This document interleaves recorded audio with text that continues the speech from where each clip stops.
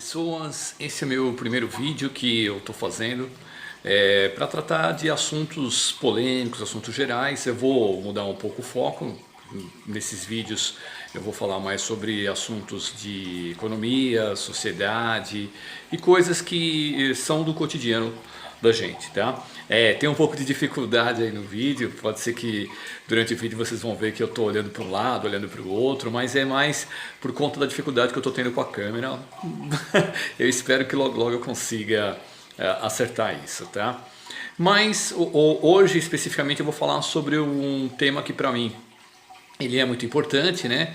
E que causa uma certa polêmica, e é um tema que está na moda, né? Um assunto, uma palavrinha pelo menos, muito conhecida nos dias de hoje, muito falada, que é meritocracia. Quando a gente fala em meritocracia, o que a gente entende, né? Que é aquele indivíduo, aquela pessoa que por conta do seu esforço, da sua luta, da sua batalha, da sua determinação, essa pessoa consegue alcançar, né, um bom emprego, bons estudos e uma melhor colocação na sociedade. Acontece que essa meritocracia, pelo menos no meu entender e dentro daquilo que eu tenho procurado pesquisar, ler, ver palestras, a meritocracia ela é uma falácia. Por quê? Porque a meritocracia ela não se encaixa dentro de uma sociedade como a nossa, a brasileira, que não é uma sociedade igualitária. Nós vivemos num país de dimensões continentais e com sérias dificuldades, principalmente no interior do Brasil ou mesmo nas grandes capitais, porque vivemos realidades muito distintas entre um indivíduo e outro. Aquele cidadão, aquele indivíduo que nasce numa condição menos favorável, por exemplo, como nas favelas que tem nas grandes capitais, vamos colocar favelas do Rio de Janeiro, favelas de São Paulo, principalmente Rio de Janeiro, que é muito falado por conta da criminalidade que tem, e por conta também, atualmente, da intervenção militar que ocorre nas favelas do Rio de Janeiro.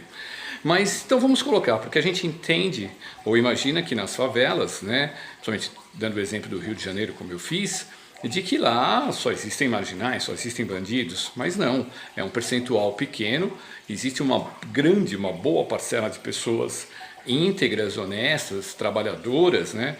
Só que imagine você um cidadão que nasce nesse ambiente, nasce nessa situação.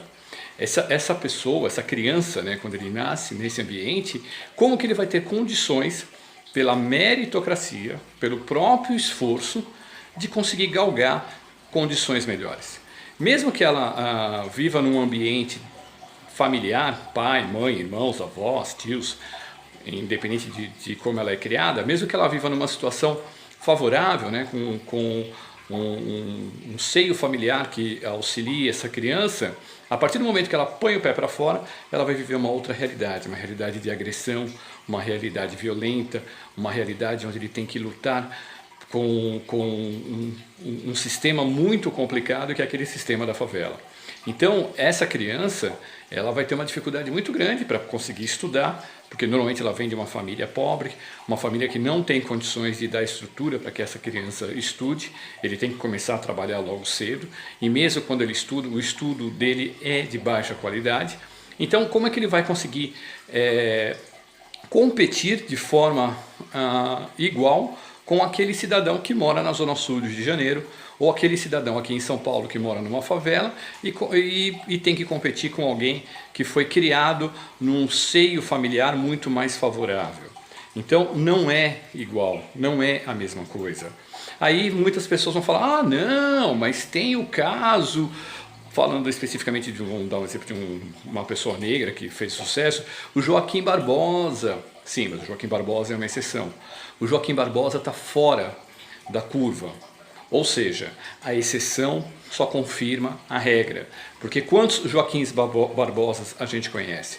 Quantos negros que vêm de um histórico de pobreza, de um histórico de escravidão, de um histórico de condições desfavoráveis, de um histórico de submissão, de um histórico de cargos menores?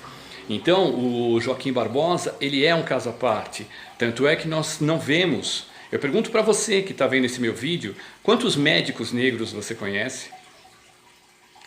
entendeu? Quantos engenheiros de sucesso negros você conhece? Quantos executivos de multinacionais negros você conhece?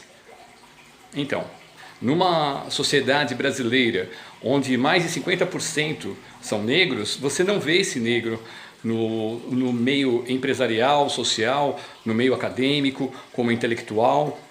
Ah, mas é porque o negro não tem condições? Ele tem as condições, ele tem a mesma capacidade, ele tem o mesmo desejo, ele tem a mesma vontade.